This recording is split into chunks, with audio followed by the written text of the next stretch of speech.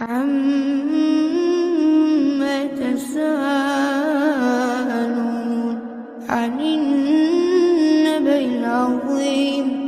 الذي هم فيه مختلفون كلا سيعلمون ثم كلا سيعلمون ألم نجعل الأرض مهادا والجبال أوتادا وخلقناكم أزواجا وجعلنا نومكم